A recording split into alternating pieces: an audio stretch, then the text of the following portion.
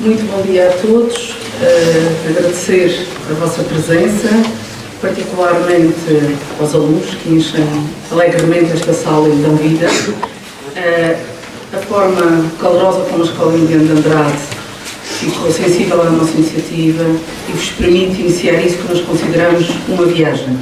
Como sabem, estamos num espaço de livros, uma biblioteca, de livros que costumam estar em estantes, mas que nós queremos que se abram aos alunos e que vos permitam viajar naquelas que são as múltiplas funcionalidades que um livro permite.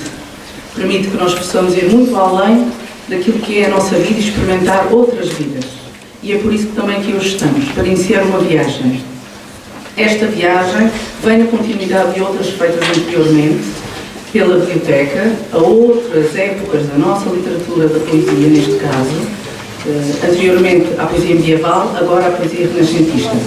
E eu quero muito brevemente deixar este agradecimento a vós, ao empenho depositado particularmente no nosso diretor artístico, o Dr. Duarte Rosa, ao Sr. Sérgio Costa, que vai comentar e ajudar a guiar-vos nesta viagem pela poesia e por uma época que está afastada de nós, mas que ao mesmo tempo é possível que encontremos com ela muitas semelhanças. Agradecer também ao nosso coro.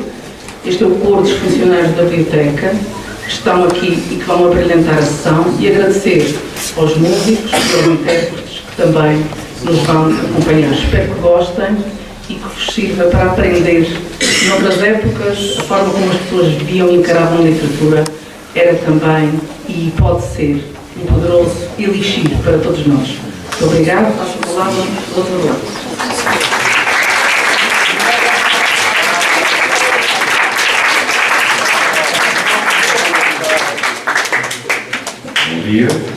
Só para explicar que é um concerto com poesia do Renascimento, não com a música do Renascimento.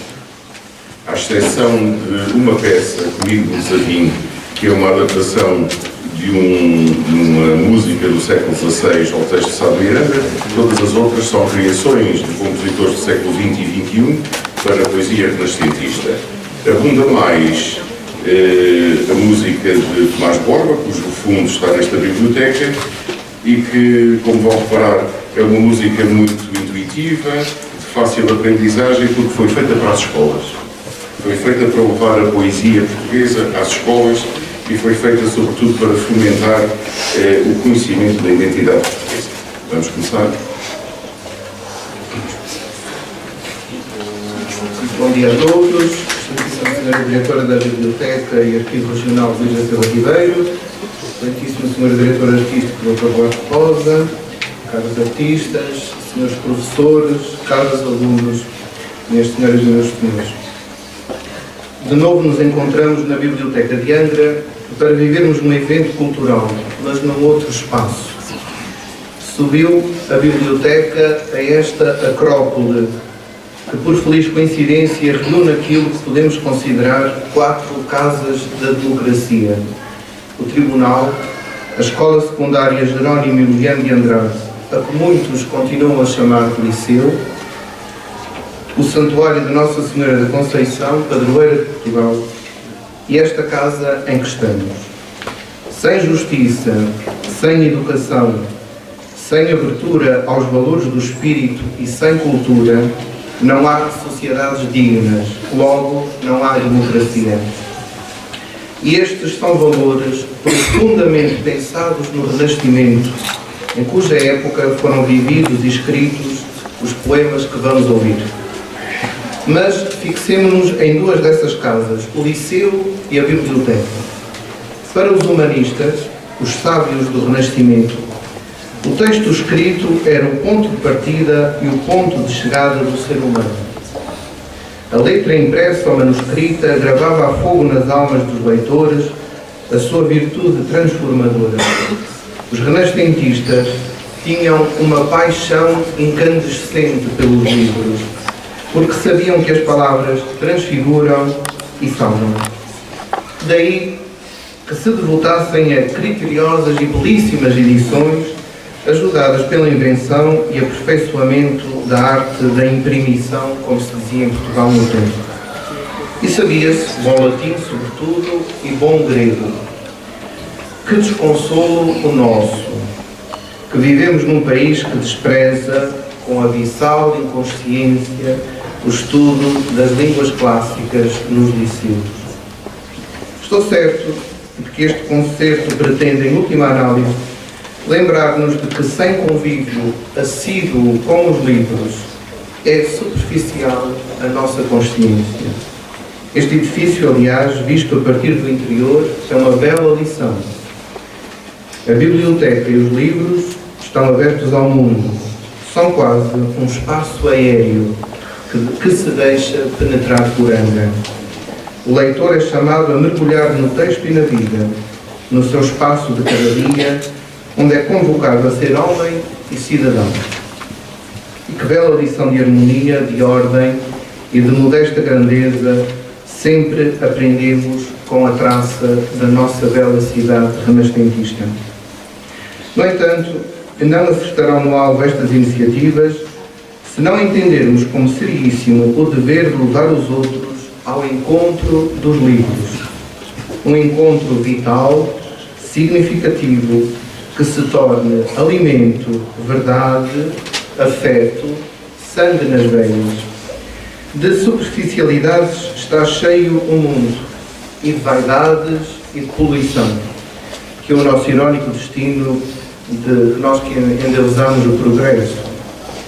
Sempre os textos, o convívio pessoal, discreto, humilde com o texto, a mente que se expande, a conversação frutuosa com os defuntos, como lapidarmente ficou inscrita no soneto de um espanhol, também desta altura, Francisco de Quevedo, e permitam-me recitar só a primeira estrofe em espanhol, no mal espanhol. Ele diz assim: retirado en la paz de estos desiertos, con pocos pero doctos libros juntos, vivo en conversación con los difuntos y escucho con mis ojos a los muertos. Reparem, escutar com os olhos, escutar com os olhos, carregar para o espírito as palavras sábias, fortalecer a nossa personalidade com a leitura. Os textos foram veículos de grandezas passadas, recriadas pelos humanistas que eram peritos em gramática e em vida. Gramática e vida. A vida que se saboreia sílaba a sílaba, que se ilumina com o verbo, que se constrói com a sintase sábia de quem ordena o mundo interior e o exterior, que opta pelo cosmo e não pelo caos. É isto a cultura, é isto que somos como humanos, é esta a sábia lição dos renascentistas também para nós. Como afirma repetidamente um crítico americano, os grandes textos leem-nos mais do que nós os lemos a eles. Ou, na formulação de um velho estudioso da literatura portuguesa, Eugênio Lisboa, diz assim: os grandes livros apropriam-se antecipadamente de nós, para que possamos, depois, apropriarmos-nos nós deles. Somos a substância deles e eles são a nossa substância. Mas, como convencer os jovens de que ler é uma das mais extraordinárias aventuras que podemos experimentar? Este é o nosso contributo, o contributo da biblioteca do nosso especial. Eu termino só esta parte com uma citação de um humanista português, o António Ferreira, de quem ouviremos um poema cantado, que diz assim numa carta a outro poeta, Diogo Bernardes: muito ao poeta o engenho pode dar, mas muito mais que o engenho, o tempo e o estudo. Não queiras logo de ti contentar-te, é necessário ser um tempo mudo, ouvir e ler somente, ouvir e ler somente, que aproveite sem armas, e aqui as armas são os livros, com fervor cometer tudo. Caminha por aqui. Caminha por aqui. Esta é a direita estrada dos que sobem a um alto monte. O alto monte terá aqui muitas leituras. Eu vou comentar agora 2 dos poemas que vão ser ouvidos, depois vão-me calar, depois serão cantados e comentarei par a par cada par de poemas. O primeiro poema começa assim: Senhor, apartem tão tristes meus olhos por vós, meu bem. E é um célebre poema de João Ruiz de Castelo Branco, falecido no primeiro quartel do século XVI. Está inserido num livro muito importante da cultura portuguesa chamado Cancioneiro Geral de Garcia de Rezende, que foi publicado em 1516 e reúne muitas composições do século XV e já do início do século que nos ocupa especialmente. É uma cantiga composta, como de regra, na medida velha, por um mote de 4 versos e uma glosa de 9 em versos de redondilha maior. Evoca logo no primeiro verso a amorosa submissão do eu poético das cantigas de amor que estudaram ano passado, através do vocativo Senhora, ecoando no meu bem do segundo verso. Mas o amor é um estranho bem. Dele só parece retirar-se uma tristeza infinita, reforçada anaforicamente pelo advérbio tan, que perpassa como martelando a dor por todo o poema. Cansaço, doença, pranto, desejo da morte são os estranhos frutos do amor neste texto. Somos assim os humanos. Nas maiores alegrias sempre nos espreitam os maiores padecimentos. Por isso o amor e a morte são uma dupla omnipresente em toda a literatura de todos os tempos, como eu quase todos os dias digo nas aulas. São, aliás, associados ao tempo os elementos mais radicais e insubstituíveis da grande literatura. O amor e a morte, como bem sabemos, são 2 fabulosas correntes de energia para o ser humano, como a nossa Quental exprimiu magistralmente num soneto chamado Mors Amor, Morte e Amor, ou Amor e a Morte. Perante a intensidade do amor, parece que só o descanso da morte pode ser libertação. Por seu lado, a escuridão da morte torna belo, intenso e luminoso o amor. Mas, curiosamente, o sujeito do poema são os olhos do próprio poeta, por um processo de hipálase e de duplicação ou desdobramento da personalidade. São eles que assumem toda a dor e, deste modo, podem ser contemplados pelo poeta, que analisa o seu sofrimento de forma ainda mais intensa, porque a transfere para a visão. Assim, por uma estratégia de fina análise psicológica e poética, o eu que sofre é o eu que se analisa, encontrando no texto o espaço para essa análise, que é um pranto inconsolável. Veja-se que a separação da mulher amada causa nos olhos do sujeito poético uma dor tão intensa que deseja 100.000 vezes mais a morte do que a vida e que está fora de esperar todo o bem.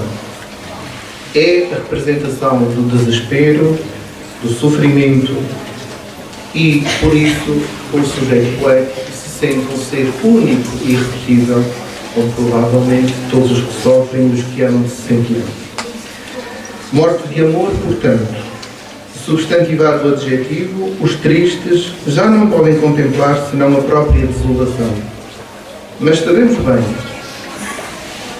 no 11º ano já dá para ver bem isso, mas sabemos bem que toda a dor tornada à linguagem é já uma dor redimida. E a poesia é essa cicatriz luminosa e o reencontro possível de cada um consigo mesmo. O segundo poema é um excerto da Barca do Purgatório de Gil Vicente, que foi representado no Natal de 1518, na Porto, em Lisboa, e que se seguiu ao Alto da Barca do Inferno de 1517, como todos se lembram, do 9º ano. Não espanta que a nossa cultura conheça melhor a outra, não é? A Barca do Inferno, não sei porquê. Neste alto, exceto as personagens do menino que vai para o céu e do Tafula, ou jogador que vai para o inferno, todas as outras ficam pelo purgatório, que é um grande lugar de esperança na teologia católica, como sabe. A regateira, o pastor, a pastora e o lavrador, que são as outras personagens, não sendo perfeitos, são porém personagens ingênuas e humildes, muitas vezes com uma densidade humana de alcance universal. Veja, por exemplo, a deliciosa resposta que o pastor da peça dá ao anjo quando o anjo lhe pergunta se ele sabe rezar o Kyrie eleison. Eu estou certo que todos vocês sabem, que é o que se reza na missa equivalente ao Senhor tem piedade de nós, só que aqui em grego. E o pastor responde: assaz abonda ao pastor crer em Deus e não furtar, e fazer bem o seu labor e dar graças ao Senhor e fugir de não pecar. Neste contexto renascentista em que estamos, é bom recordar que a salvação não está no grego nem no muito saber, que há outros valores humanos mais indispensáveis, como sabia bem Gil Vicente. Mas também temos de considerar que para os renascentistas as letras estavam ao serviço do bem pessoal e do bem comum. Mais uma vez, António Ferreira, numa das suas cartas, diz: boas letras, Senhor, não são baixezas. Para o público, bem também estudam e cantam os poetas, deleitando, ensinam, e os maus efeitos em bons mudam. Nesta peça, e neste excerto, a Ribeira é muito serena porque foi franqueada por anjos remeiros e não pelo arraiz do inferno. Quem ela manda é um patrão que não só disse ser filho de Deus, como provou abundantemente que o era. Por isso, as metáforas, conjugadas para formar uma imagem e alegoria, só podiam ser luminosas. A barca leva um estandarte de esperança, um mastro de fortaleza, e a vela é cozida pela fé. Note-se que essa fé esclarece o mundo todo. É, pois, numa barca de grande alegria, aquela alegria que o mundo não pode dar, que transporta os que vão ser salvos por uma ribeira muito serena, sem ser agitada por nenhum vento, confiados na doce competição desses anjos remeiros. Afinal, a literatura é também lugar para as grandes esperanças da humanidade, uma espécie de antecipação da glória eterna, saboreada neste mundo através da arte, que em si mesma também é uma grande, uma imensa alegria. Vamos ouvir.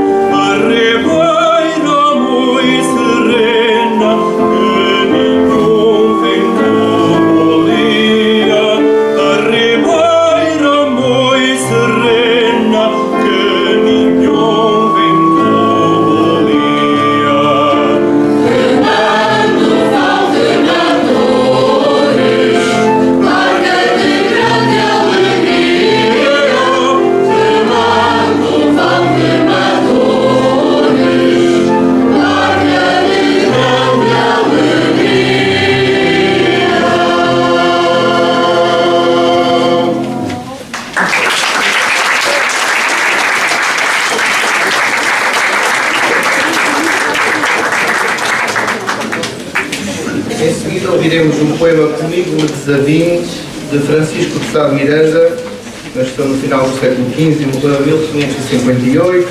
Esteve em Espanha, sobretudo em Itália, entre 1521 e 26, que é muito importante para nós, porque é aí que ele aprende a nova literatura que se fazia na Europa.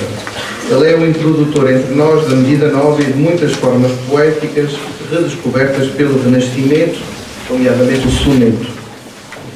O poema Comigo me Desavinho dá voz a uma experiência íntima que deve ter sido comum a todos os seres humanos desde sempre. Embora em graus diferentes, o dissídio interior, o reino dividido contra si mesmo, que parece não poder subsistir, a agonia da alma, o conflito entre o ser e o nada, podíamos dizer assim. Ou, mais especificamente, a guerra amorosa vivida no íntimo, como também exprimiu Petrarca, o primeiro dos humanistas. Há um célebre soneto que começa assim: nem tenho paz, nem como fazer guerra. Quem pode fugir de si mesmo? Num primeiro momento, o poeta confessa ter-se afastado da gente antes que a dor crescesse. No entanto, quando só, descobre que não se suporta a si mesmo, encontrando-se na impossível situação de não poder escapar de si. Dado o contexto poético em que o autor se insere, herdeiro literário da Itália, percebemos que, mesmo sem o dizer, o amor é causa para essa divisão anterior. A poesia lírica foi progressivamente ganhando um fino requinte de análise capaz de explorar os mais subtis cambiantes da alma. No entanto, já não podemos ler este poema sem pensarmos em Fernando Pessoa no século XX, que levou ao extremo a estética da divisão interior, a multiplicidade de personalidades, o mal-estar íntimo, até desembocar na experiência dos heterónimos, que ao dizer melhor para o ano.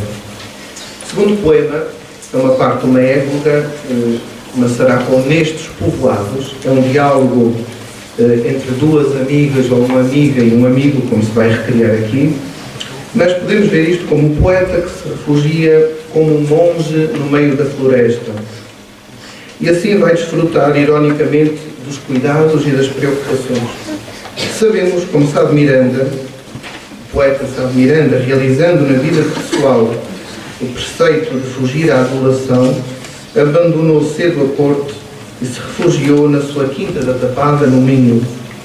Para o leitor e para o imediato destinatário do poema, ficam as festas, as vaidades, o quase eterno infantil malbaratar do tempo. Assim poderíamos entender este diálogo entre as amigas, em que aliás ecoa muito claramente a voz sisuda do velho poeta. Em grande medida, o poema também nos lembra o sábio Memento Mori, o convite a um contínuo evocar da morte, da piedade cristã medieval, e não tentemos encontrar na literatura portuguesa, mais propensa a uma visão disfórica da vida, muitos exemplos de euforia. O caso mais expressivo é o dos Lusíadas, que sempre mistura à celebração e à glória o ácido do realismo e do desengano. O poeta, no nosso poema, declara pela voz das raparigas que dialogam que nos povoados, isto é, no meio dos outros seres humanos, tudo são distrações e solicitações das requestas que impedem a reflexão. Por isso, deseja pôr-se a cuidar, a cogitar, que é a origem, como sabem, etimológica da coita de amor. Pensar é sofrer, é separar-se do mundo e deixar-se absorver pelos abismos que nos desafiam e nos reclamam. Enumeram-se, porém, no poema os prazeres que aquela floresta oferece. No texto aparece com a palavra espessura, sinónimo de floresta. As sombras e as águas frias, o cantar das aves, de modo a que se saboreie com plena presença de espírito o bem possível que o tempo nos concede. A natureza é, então, um refrigério, uma cura, um antídoto contra a babel humana, contra a confusão de viver no meio dos outros seres humanos. É esse o ideal da aurea mediocritas, ou a mediania dourada do Renascimento. fazendo-nos reatar os laços com a terra e o respeito pelos seus ritmos. O refúgio na floresta é, pois, uma resignação, uma abdicação, à maneira das filosofias antigas, que, como sabem ou não saber, foram recriadas por Fernando Pessoa no seu heterónimo Ricardo Reis. Naquela espessura me hei de esconder, venha o que vier, achar-me-ei segura. Só quem de tudo abdica está livre de tudo perder. É que verdadeiramente tudo há de acabar. Deixa-me só atenção que esta é a única música que foi escrita no século XVI. De todo o programa, esta é a única que foi escrita em 1500.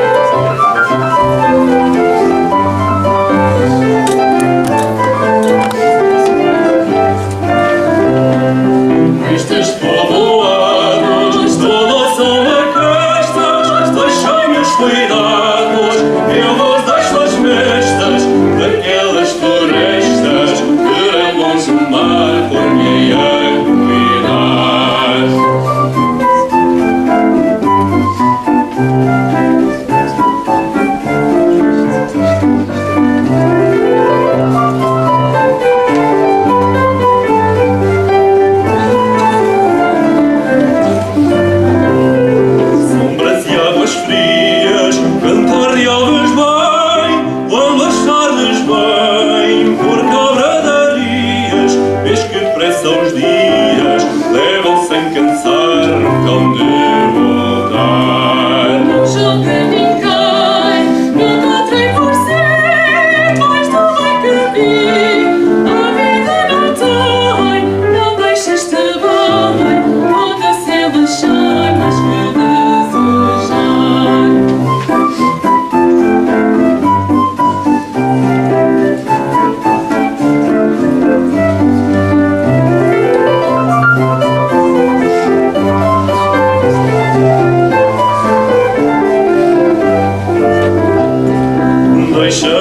saudades que da mão à boca o sabor se troca, trocam-se as vontades, são essas saudades armadas no ar, não podem durar. Naquela espessura me descontar, olho para ver, mas já me segura, se tal bem não dura, ao seu passar toda a de acabar.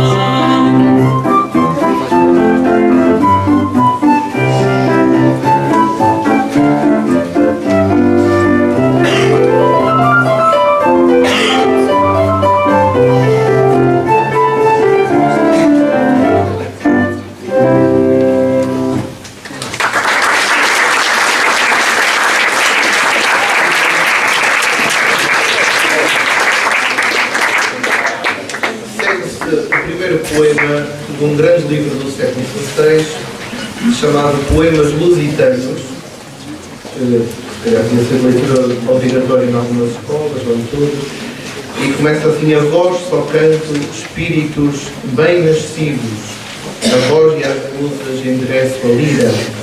Este texto é o primeiro livro da obra completa de António Ferreira, publicado pelo filho 30 anos depois da morte do autor, em 1598, a publicação. Dirige-se a leitores ideais, os espíritos bem-nascidos.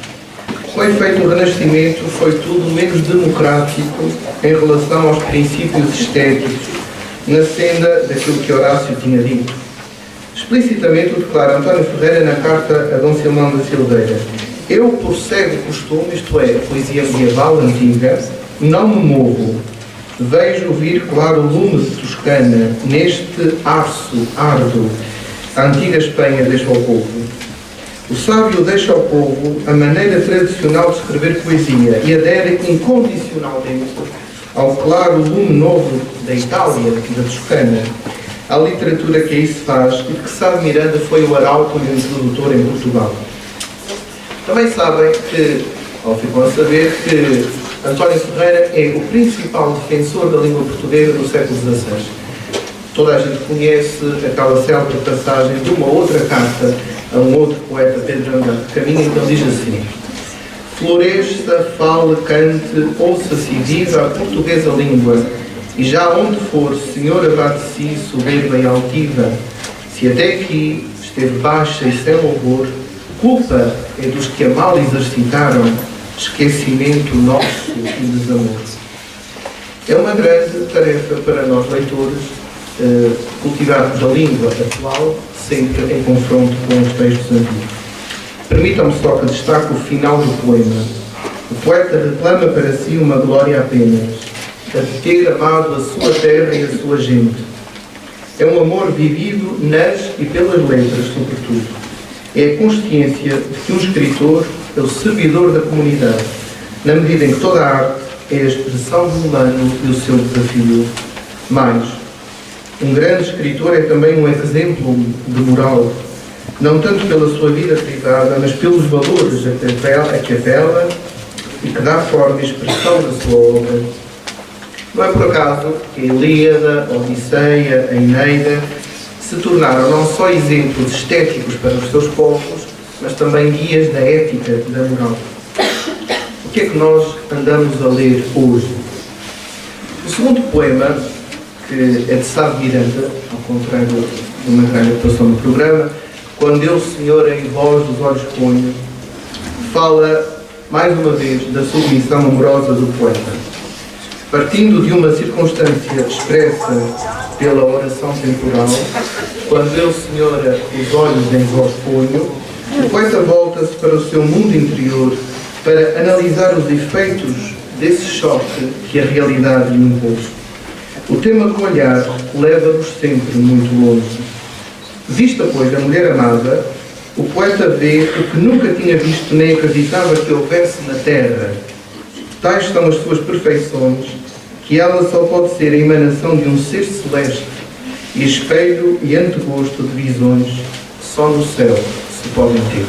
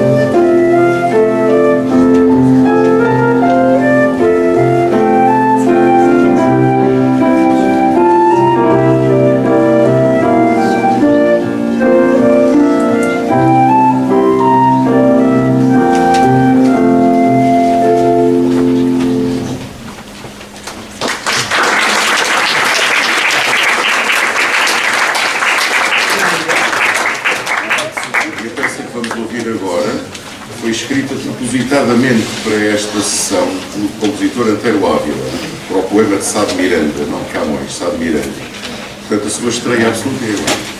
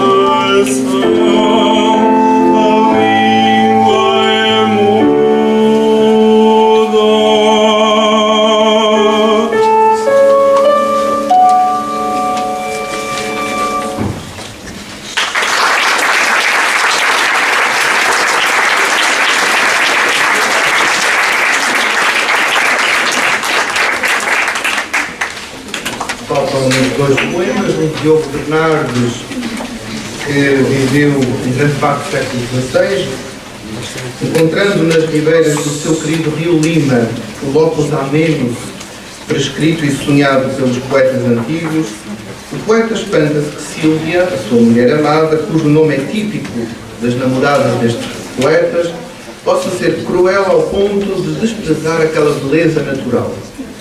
Que ela despreze o próprio poeta, diz ele, não virá mal ao mundo, como se vê no último terceto, mas que não deixe aquele fresco lugar, ideal para o carpe diem. Mais bela do que o sol e do que a lua, Sílvia nem se pode comparar ao lírio nem à rosa, fazendo morrer de inveja todas as flores do vale. No entanto, Sílvia, malgrado ser tão formosa, é crua, cruel, pois tem pouca consideração pela franca ribeira que mansamente rega o manso Lima. Não custa acreditar que há uma tal identificação entre o poeta e a sua terra que a caracterização que dela se faz se torna unipálaga. Os repetidos deíticos espaciais, aqui, desta, aqui, este, são uma óbvia demonstração suasória que não há outro lugar sobre a terra igual ao vale do Rio Lima. A voz poética chama à razão a mulher amada. Não se pode ser bela e desprezar a beleza. É uma contradição insuportável. Os gregos haviam estabelecido que o bom e o belo têm de coincidir. Daí a magoada pergunta retórica: se tão formosa és, como és tão crua? Como é possível? Na verdade, por perversão, por decadência, por arrogância e cegueira, o ser humano pode separar-se da natureza. Cabe também à poesia corrigir, branda e persuasivamente, esses desvios, convidando o homem à imitação do mundo natural, lugar de cura, como vimos noutros poemas, e é um modelo pedagógico em silêncio. A natureza é mãe benévola, convida a uma reintegração dos seus filhos. Facilmente vemos que é essa a intenção poética de Diogo Bernardes. Uma vez curada, Sílvia, do seu caráter agreste, o seu nome soando irá na lira branda e, assim, poderá abrandar as durezas da própria montanha. A branda lira foi sempre uma doce lição para os humanos. A beleza pacifica e santifica. E quando a arte se alia à natureza, o remédio só pode ser bastante eficaz. O último poema todos nós conhecemos. Descalça vai para a fonte, Leonor pela verdura, vai furiosa e não se segura. Camões retoma neste bilancete a tradicional temática da menina que vai à fonte, saindo da segurança do seu lar para se aventurar num espaço que não o doméstico. Ir à fonte ou ao poço é correr sempre o risco de um encontro. Certa samaritana, tornada famosa em certo livro muito impresso e pouco lido entre nós, foi por uma água e veio rica de outra. Ir à fonte é ir buscar o essencial da vida, a água fresca. É procurar a linfa pura e a renovação. É, sim, um ritual de sedução, de propagação da vida. E vai descalça a nossa Leonor, não só porque é pobre, mas porque o chão que pisa é sagrado. Toda a natureza, todo o trabalho humano, todo o corpo humano são lugares do sagrado. No corpo, Saramago, para não ver para o ano, verá todo o céu e todo o inferno. E vai descalça, porque é a nudez possível que ao canto se concede, mas também por estar enraizada na terra como no mito de Anteu. Tem ademais a garganta descoberta por uma touca livre e quase atrevida, atrevimento indiciado também pela cinta de fina escarlata que lhe cinge e molda os atributos, enfaixando-os com a cor da paixão. Os pés, disseram-me, são objeto de muitos fetiches sexuais. Vejam-se os martírios a que se submetiam as mulheres na China antiga. E na literatura portuguesa temos vários sinais disso. Há uma certa Juliana, do romance que vão ler logo quando saírem daqui, chamado O Príncipe Antílio, cujo único escape sexual, podemos dizer, é comprar botinhas novas para exibir no passeio público, com grande exaltação. Mas Juliana é uma megera incorrigida. Por isso, só o consumismo lhe serve. A nossa Leonor vai formosa pela verdura, num idealismo que é grátis e idílico. Por isso, na versão deste poema, feita por Rodrigo Lobo mais tarde, há de afirmar que Leonor mostra os pés por maravilha.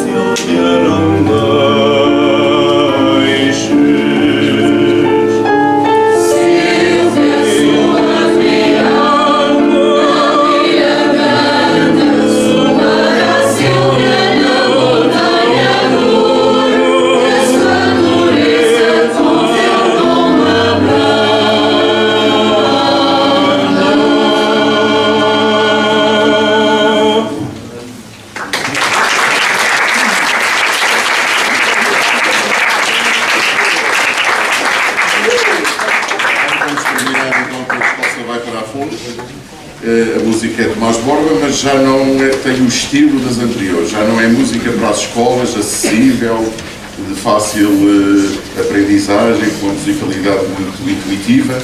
Não, este já é escrito para um coro elaborado. E é a joia da coroa deste coro, que é a primeira vez que vai cantar a 4 vozes.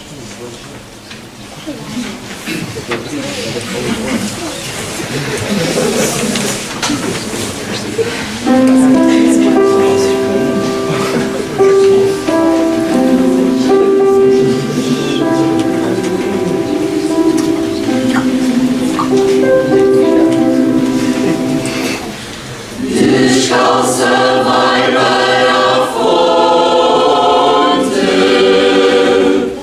Leonor pela verdura, vai formosa e não segura,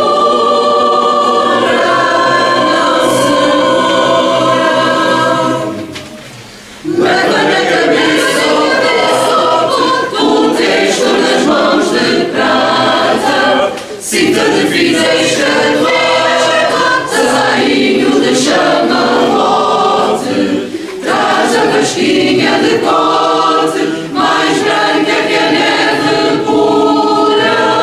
Vai formosa, vai formosa,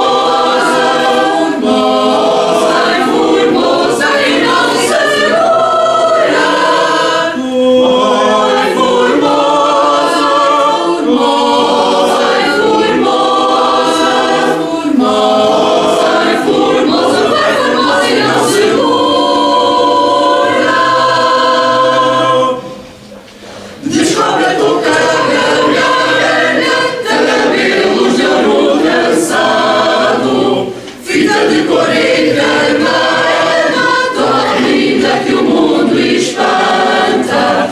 Chove nela graça tanta, que dá graça à formosura. Vai formosa, vai formosa, vai formosa e não segura. Vai formosa,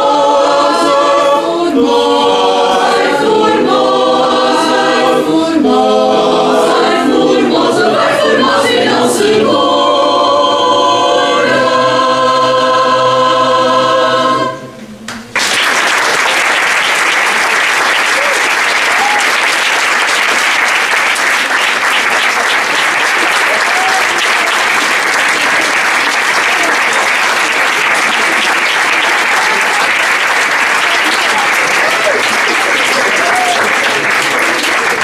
Nós estávamos à espera de 45 minutos de aplausos bonitos.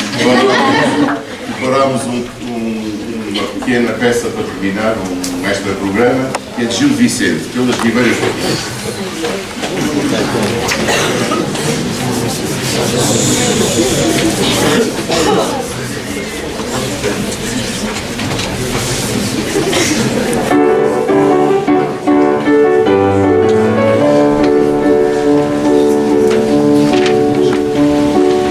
Pelas ribeiras do Rio, seus limões colhe a menina, ouve daqui lá, para ouvir o roxinol se cantará. Colhe limões a menina para dar ao seu amigo, onde daqui lá, para ouvir o roxinol